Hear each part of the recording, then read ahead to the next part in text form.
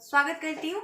दोस्तों आज हम पहली उड़ान भरते हैं और हिंदी का विराम चिन्ह करते हैं। सबसे पहले हम हिंदी के विराम चिन्ह की परिभाषा करेंगे, उसके बाद हम प्रकार करेंगे और उसके बाद इसका प्रयोग करेंगे कि कहाँ कहाँ इसका प्रयोग किया जाता है। आपको पता है दोस्तों, जैसे हम कोई काम करते हैं, काम करते करते हम बहुत ज़्यादा थक जाते हैं, हमें थोड़ी सी रेस्ट की ज़रूरत होती है, तो हम क्या करते हैं, थोड़ा सा रेस्ट लेते हैं और उसके बाद उस काम को दोबारा से स्टार्ट करते हैं। तो पहले की अपेक्षा उस काम को दोबारा स्टार्ट करने पे बहुत अच्छे से कर पाते हैं। वैसे ही विराम चिन्ह का बहुत बड़ी, विराम चिन्ह की भूमिका हिंदी में बहुत बड़ी हो जाती है। जैसे कोई वाक्य है या कोई रचना है, तो हम क्या करते हैं, उसे कंसिस्टेंसी में अगर पढ़ते जाएंगे तो क्या होगा कि हमारी सांस फूलने लग जाएगी और उसका अर्थ भी समझ में नहीं आएगा। तो हम क्या करते हैं कि थोड़ा सा रुकने के लिए हम हिंदी में विराम चिन्हों के प्रयोग को फॉलो करते हैं। तो चलिए सबसे पहले हम विराम चिन्ह को करते हैं। तो विराम चिन्ह की परिभाषा क्या है?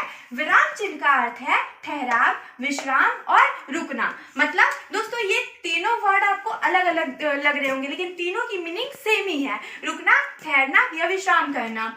अर्थात वाक्य लिखते समय विराम को प्रकट करने के लिए लगाए जाने वाले चिन्हों को ही विराम चिन्ह कहते हैं। मतलब जैसे रुकने के लिए, ठहरने के लिए जिन चिन्हों का प्रयोग किया जाता है रचना में, हिंदी रचना में, उसे ही हम विराम चिन्ह कहते हैं। उसके बाद हम करेंगे प्रकार। प्रकार करने के लिए हमें दो चीजों को बहुत अच्छे से समझना होगा। पहला है विराम चिन्हों के नाम और दूसरा उसके सिंबल कैसे होते हैं, उसके साइन कैसे होते हैं। तो पहला हम करते हैं अल्प विराम। अल्प विराम मतलब कॉमा। अल्प विराम का यूज होता है जब हम थोड़ी देर के लिए, जब हमें रुकना होता है, वहां पे हम अल्प विराम का यूज करते हैं। उसके बाद आता है अर्ध विराम। अर्ध विराम में अल्प विराम की तुलना में अर्ध विराम में हमें थोड़ा सा ज्यादा समय के लिए रुकने का मौका मिलता है। उसके बाद हम करते हैं पूर्ण विराम।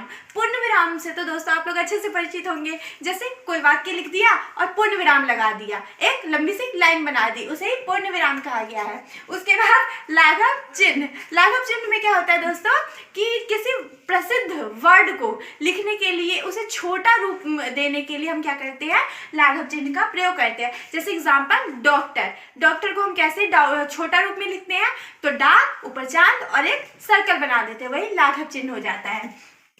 उसके बाद हम करते हैं विस्मयादि बोधक चिन्ह। विस्मयादि बोधक क्या होता है, इसमें क्या होता है, हे क्या हो गया, अरे यार कैसे हो गया ये।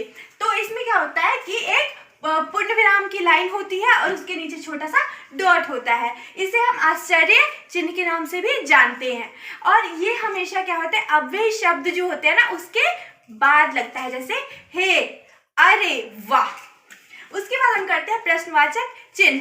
प्रश्नवाचक चिन्ह तो आप लोग उससे तो बहुत ही अच्छे से परिचित होंगे। जैसे कोई किसी ने कोई बात कही, आपने कह दिया क्यों, क्या।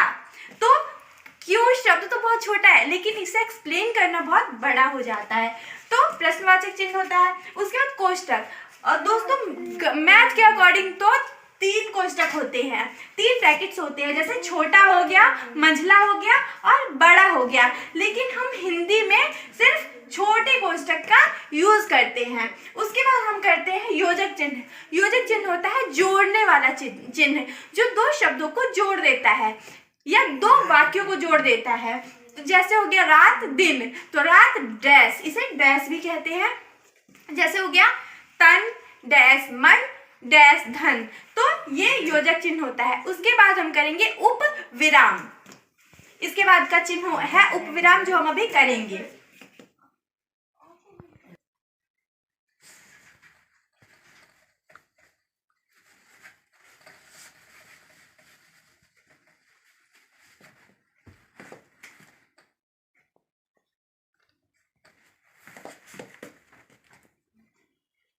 9 नंबर पे हम करेंगे उप विराम।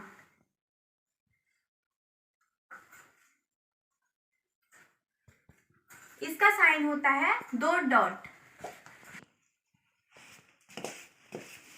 अब हम देखते हैं उपविराम। उपविराम में क्या होता है दोस्तों कि जब हम किसी वाक्य को या किसी शब्द को अलग दिखाते हैं, जैसे हम लिखते हैं विज्ञान वरदान या अभिशाप, तो विज्ञान फिर 2 डॉट लगाते हैं, वही होता है हमारा उपविराम। उसके बाद हम करते हैं उद्धरण चिन्ह। उद्धरण चिन्ह होता है जब हम किसी के द्वारा कही गई बात को दोबारा कहते हैं, तो वो क्या होता है, उद्धरण चिन्ह। जैसे सुभाष चंद्र बोस जी ने कहा था तुम मुझे खून दो मैं तुम्हें आजादी दूंगा, तो अगर हम इस सेंटेंस को लिखते हैं तो हम क्या लगाएंगे, उदाहरण चिन्ह का प्रयोग करेंगे। उसके बाद हम करते हैं विवरण चिन्ह। विवरण चिन्ह हम करते हैं किसी को निर्देश देने के लिए, जैसे हम लिखते हैं कि इसके भेद इस प्रकार है, तो हम उस पे इस प्रकार है पे क्या लगा देते हैं, 2 डॉट, जिसे हम क्या कहते हैं, विवरण चिन्ह कहते हैं कि निम्न प्रकार है। ठीक है। उसके बाद हम करते हैं रेखांकन चिन्ह। रेखांकन चिन्ह होता है जब हम किसी महत्वपूर्ण या फिर इंपॉर्टेंट जो बातें होती है, जो शब्द होता है, उसे हम अंडरलाइन करते हैं। अंडरलाइन आप भी करते होंगे, तो उसे ही हम कहते हैं रेखांकन चिन्ह।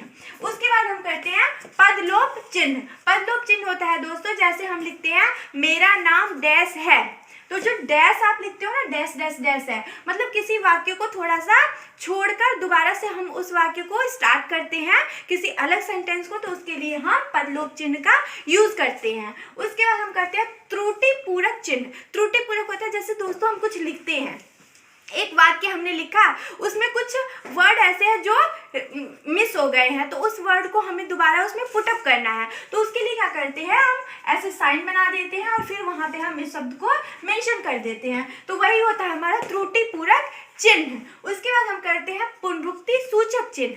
पुनरुक्ति सूचक चिन्ह में होता है, जैसे हम कहाँ कहाँ यूज करते हैं, जैसे हम बोलते हैं राम एक लड़का है, तो हम दोबारा हम राम का नाम न लिखकर हम क्या लिखते हैं, डैश एक लड़का है, तो ये क्या हो गया, पुनरुक्ति सूचक चिन्ह। अब हम एक एक को क्या करेंगे, एक्सप्लेन करेंगे।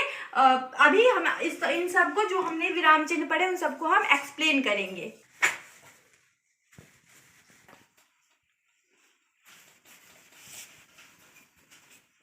दोस्तों सबसे पहले हम करेंगे अल्प विराम।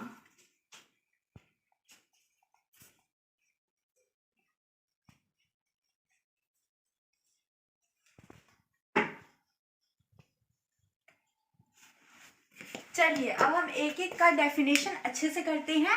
पहले भी मैंने थोड़ा सा समझाया, लेकिन अब अच्छे से डेफिनेशन करते हैं। तो अल्प विराम सबसे पहले करते हैं। तो अल्प विराम का मतलब है जहां थोड़ी सी देर के लिए रुकना हो या एक से अधिक वस्तुओं को दर्शाना हो। जहां थोड़ी सी देर के लिए रुकना हो या एक से ज्यादा वस्तुओं को दर्शाना हो, वहां पे अल्प विराम का प्रयोग किया जाता है। जैसे एग्जाम्पल में आप देख सकते हैं, एग्जाम्पल में क्या है, हमारे भारत में पहाड़, नदी और इमारतें हैं, तो यहाँ पे 1 2 3, तो 3 शब्द है तो अलग अलग है, तो इनको दर्शाने के लिए हमने कॉमास लगाए हैं यहाँ पे। उसके बाद देखते हैं अर्धविराम। अर्धविराम में क्या है कि जहां अल्प विराम की अपेक्षा थोड़ा सा ज्यादा टाइम के लिए रुकना पड़ता है, वहां कहते हैं, वहां अर्धविराम का प्रयोग किया जाता है। जैसे सूर्यास्त हो गया, सूर्यास्त हो गया, लालिमा का स्थान कालिमा ने ले लिया। उसके बाद हम करते हैं पूर्ण विराम। पूर्ण विराम में आपको पहले भी बताया था कि जब हमारा वाक्य खत्म हो जाता है तब हम क्या करते हैं, पूर्ण विराम का प्रयोग करते हैं। जैसे जब वाक्य खत्म हो जाता है तब वाक्य के अंत में पूर्ण विराम का प्रयोग किया जाता है। जैसे सिंपल से सिंपल सेंटेंस में आप समझ सकते हैं कि राम स्कूल जाता है। राम पहले भी स्कूल जाता था और अभी भी जाता है, पता नहीं अभी तक पहुंचा है या नहीं, तो पूर्ण विराम हमने यहाँ पे लगा दिया। उसके बाद हम करते हैं लाघव चिन्ह। लाघव चिन्ह में क्या होता है कि किसी बड़े या प्रसिद्ध वाक्य को छोटा दिखाना है हमें, और उसके लिए क्या होता है कि हम वर्ण, उस शब्द का पहला वर्ण ले लेते हैं या पहला अक्षर ले लेते हैं, उसे लिखकर, और उसके आगे हम लाघव चिन्ह का प्रयोग कर देते हैं। जैसे आपने देखा यहाँ पे डॉक्टर लिखा हुआ है, डॉक्टर को हम शॉर्ट फॉर्म में ऐसे लिखते हैं। उसके बाद हम करते हैं विस्मयादि बोधक चिन्ह। विस्मयादि बोधक चिन्ह में क्या होता है कि इस चिन्ह का प्रयोग हर्ष, क्या, हर्ष को प्रकट करने के लिए, या विवाद कहीं हो गया उसे प्रकट करने के लिए, या विस्मय कि अरे हे कैसे हो गया ये, तो इन सब चीजों को प्रकट करने के लिए हम विस्मयादि बोधक चिन्ह का प्रयोग करते हैं। जैसे हमने बोला, जैसे एक एग्जाम्पल है, वाह कितना सुंदर वृक्ष है, तो यहाँ पे वाह, फिर हमने एक्सक्लेमेटरी मार्क यानी विस्मयादि बोधक चिन्ह लगा दिया। उसके बाद नेक्स्ट हम करते हैं प्रश्नवाचक चिन्ह।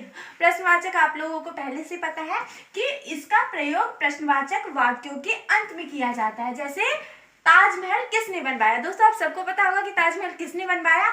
आप लोग हमें कमेंट करके जरूर बताइएगा कि किसने और कब बनवाया। उसके बाद हम करते हैं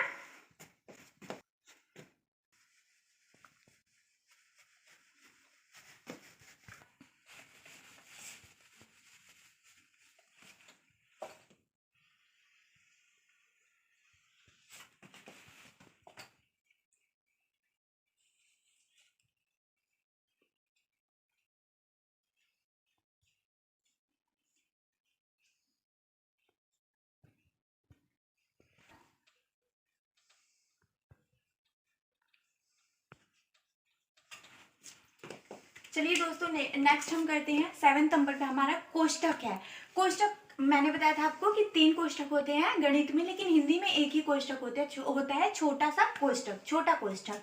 तो इस चिन्ह का प्रयोग अर्थ को और अधिक स्पष्ट करने के लिए किया जाता है। कोष्ठक का प्रयोग शब्द को और अधिक स्पष्ट करने के लिए किया जाता है। जैसे अब मैंने लिखा धर्मराज, तो धर्मराज से आपको समझ में नहीं आएगा कि कौन हो सकता है धर्मराज, तो ब्रैकेट में अगर मैंने लिख दिया युधिष्ठिर, तो आपको ये वाक्य क्लियर हो गया कि धर्मराज कौन है, युधिष्ठिर है, जो सत्य और धर्म के संरक्षक थे। उसके बाद हम करते हैं योजक चिन्ह। योजक चिन्ह क्या होता है कि इस चिन्ह का प्रयोग समस्त पदों के मध्य में किया जाता है, जैसे तन डैश, मन डैश, धन। तो योजक चिन्ह का प्रयोग कहाँ कहाँ किया जाता है, तो शब्दों के मध्य में किया जाता है। जैसे आप एग्जाम्पल में देख सकते हैं कि हमें तन मन धन से देश की रक्षा करनी चाहिए। भी हमें देश को हमारी नीड हो तो हमें तन मन धन से हमारे देश की रक्षा हमें करनी चाहिए। उसके बाद हम करते हैं उपविराम। उपविराम चिन्ह क्या होता है कि इस चिन्ह का प्रयोग जब किसी कथन को अलग दिखाना होता है। इस चिन्ह का प्रयोग जब किसी कथन को अलग दिखाना हो तो उपविराम चिन्ह का प्रयोग किया जाता है। जैसे एग्जाम्पल में आप देख सकते हैं कि प्रदूषण, उसके बाद मैंने उपविराम चिन्ह का प्रयोग किया यहाँ पर, और उसके बाद मैंने किया अभिशाप है। तो प्रदूषण अलग से दिख रहा है कि प्रदूषण एक हेडिंग है मेन, प्रदूषण एक अभिशाप है। उसके बाद नेक्स्ट हम करते हैं उद्धरण चिन्ह। उद्धरण का किसी की कही हुई बात को उसी के शब्दों में या उसी के लय में कहना क्या कहलाता है, उद्धरण चिन्ह कहलाता है। जैसे आप एग्जाम्पल देख सकते हैं कि राम ने कहा, अब राम ने क्या कहा, तो उद्धरण चिन्ह का प्रयोग किया हमने, सत्य बोलना सबसे बड़ा धर्म है। हम चाहे कैसी भी परिस्थिति में हो, हमें कभी भी झूठ का सहारा नहीं लेना चाहिए और हमें हमेशा सत्य का प्रयोग करना चाहिए, सत्य बोलना चाहिए, ये राम ने कहा। तो राम के जो कथन थे उनको हमने क्या किया, उद्धरण चिन्ह में इसको बंद कर दिया। उसके बाद हम करते हैं विवरण चिन्ह। विवरण चिन्ह का मतलब होता है इस चिन्ह का प्रयोग वाक्यांश के विषयों में कुछ सूचक, निर्देश आदि शब्दों को थोड़ा हाईलाइट करने के लिए किया जाता है। जैसे मैंने अगर लिखा कि वचन के 2 भेद है, तो नीचे मैं लिखूंगी पहला भेद और दूसरा भेद, तो उससे पहले मैं क्या करूंगी, विवरण चिन्ह को यहाँ पे लिख दूंगी, लगा दूंगी। उसके बाद हम 12th नंबर पे करते हैं रेखांकन चिन्ह। रेखांकन का यूज पहले बताया था मैंने थोड़ा सा कि रेखांकन का यूज कहाँ होता है, इस चिन्ह को किसी भी वाक्य में महत्वपूर्ण शब्द जो होते हैं उनको अंडरलाइन या रेखांकित करने के लिए किया जाता है। जैसे आप एग्जाम्पल देख सकते हैं, तो क्या है, कृष्ण ने बरगद के पेड़ के नीचे उपदेश दिया था। कृष्ण ने बरगद के पेड़ के नीचे उपदेश दिया था, तो ये हमारा बहुत इंपॉर्टेंट वाक्य है, तो हम इसे क्या कर देंगे, अंडरलाइन कर देंगे। तो यही रेखांकन चिन्ह हो गया।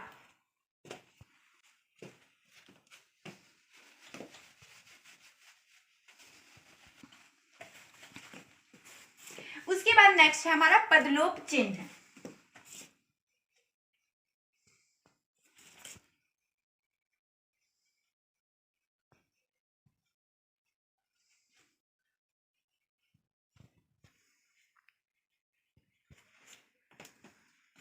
दोस्तों उसके बाद हम करते हैं 13th नंबर पे पदलोप चिन्ह। पदलोप चिन्ह क्या होता है, इस चिन्ह का प्रयोग अनुच्छेद में कुछ अंश को छोड़कर लिखना हो तो किया जाता है। यानी कि जैसे एग्जाम्पल आप देख सकते हैं कि राम ने मोहन को बुलाया, डैश डैश डैश। अब हमें दूसरा सेंटेंस स्टार्ट करना है, तभी मोहन आया, तो उसमें हमने क्या किया, पदलोप चिन्ह का प्रयोग कर दिया बीच में कि राम ने मोहन को बुलाया, पदलोप चिन्ह का प्रयोग हो गया क्योंकि यहाँ से दूसरा वाक्य शुरू हो रहा है, और तभी मोहन आ गया। तो आया या नहीं आया ये नहीं पता, लेकिन इस सेंटेंस में आ गया है। 13th है हमारा त्रुटि पूरक चिन्ह। त्रुटि पूरक चिन्ह में क्या होता है दोस्तों, जैसे हम कुछ लिख रहे हैं, लिखते लिखते हमने बीच में कुछ मिस कर दिया हो, तो उसे दोबारा से हमें शो करना हो तो हम क्या करेंगे, त्रुटि पूरक चिन्ह का साइन बना देंगे और उसके बाद उस चीज को मेंशन कर सकते हैं। जैसे इस चिन्ह का प्रयोग लिखते समय किसी शब्द को भूल जाने पर किया जाता है। जैसे यहाँ पे है राम डैश गए जाएगा। तो यहाँ पे हम स्कूल लिखना भूल गए हैं, तो हमने त्रुटिपूर्वक चिन्ह का साइन लगा दिया और यहाँ पे लिख दिया हमने स्कूल। उसके बाद हम करते हैं पुनरुक्ति सूचक चिन्ह, लास्ट बट नॉट लिस्ट। पुनरुक्ति सूचक चिन्ह में क्या होता है दोस्तों कि इस चिन्ह का प्रयोग ऊपर लिखे किसी वाक्यों के अंश को या नाम को या किसी शब्द को दोबारा लिखने से बचने के लिए किया जाता है। जैसे किसी का नाम आ रहा है, किसी वाक्यांश में किसी का नाम बार बार आ रहा है, तो आप नाम को लिखने के बजाय आप नाम के स्थान पे इस चिन्ह का पुनरुक्ति सूचक चिन्ह का प्रयोग कर सकते हैं। जैसे मैंने एग्जाम्पल में दिया है पीहू स्कूल जाएगी। अब मैंने दोबारा पीहू का नाम ना लिखकर पीहू के नाम के जगह पे मैंने पुनरुक्ति सूचक चिन्ह का साइन बना दिया है। तो पीहू तो डैश कक्षा 5 में पढ़ती है। तो इसी के साथ हमारा विराम चिन्ह कंप्लीट होता है। तो उम्मीद करती हूँ दोस्तों कि आपको विराम चिन्ह समझ में आ गया होगा। अगर आपको कोई प्रॉब्लम हो तो मुझे कमेंट बॉक्स में ज़रूर बताइएगा। तो आपका बहुत बहुत धन्यवाद। थैंक यू दोस्तों, थैंक यू सो मच।